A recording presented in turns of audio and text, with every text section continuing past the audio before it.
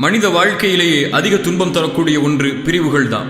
தன்னை விட்டு பிரிந்த அல்லது பிரிய துடிக்க உறவுகளை நினைச்சு தன் வாழ்க்கையில பல நாட்களை வீணடிச்சவங்க தான் நம்மள அதிகம். ஒன்னு புரிஞ்சுக்கணும், இறைவன் கொடுத்த இந்த வாழ்க்கையில நம்மளோட கடைசி வரை நம்ம இலக்கடைய நமக்காக அமைக்கப்பட்ட உறவுகள் நம்மோட தான் கடைசி வரை இருக்கும். அதை உலகமே நினைச்சாலும் பிரிக்க முடியாது. நம்மளோட நம்ம இலக்கடைய தகுதி இல்லாத உறவுகள் நம்மளை விட்டு பிரிஞ்சுதான் ஆகும். உலகமே நம்மளோட தக்க வைக்காத நினைச்சாலும் தக்க வைக்க முடியாது. அந்த பிரிவுகள் வழியை தரும், வேதனையை தரும். மனசுக்கு சொல்லிக் கொடுக்க வேண்டிய விஷயம் ஒண்ணுதான், உன்னோடு இருக்க தகுதி இல்லாத உறவுகள் உன்னோடு ஒருபோதும் இருக்காது. அந்த உறவுகளுக்கு தைரியமா விடை கொடு. தகுதி இல்லாதது உன்னை விட்டு நீங்கினாதான் தகுதி உடையது உன்னை வந்து சேரும். குறிப்பா இறை நம்பிக்கை கொண்டவங்க பிரிவுகளுக்கு ஒருபோதும் கவலைப்பட மாட்டாங்க.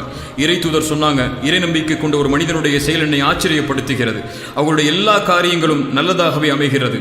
அவர்களுக்கு மகிழ்ச்சி ஏற்பட்டால் இறைவனுக்கு நன்றி செலுத்துகிறான், அதுவும் நலவாக அமையுது. அவனுக்கு சிரமம் ஏற்பட்டால் பொறுமை காக்கிறான், அதுவும் நலவாக அமையுதுன்னு சொல்லி. பிரிவுகள் வேதனையை தந்தா பொறுமையாயிருங்க. நம்மளோட நமக்காக அமைக்கப்பட்ட உறவுகள் நம்மளோட கடைசி வரை இருக்குங்கிற நம்பிக்கையோட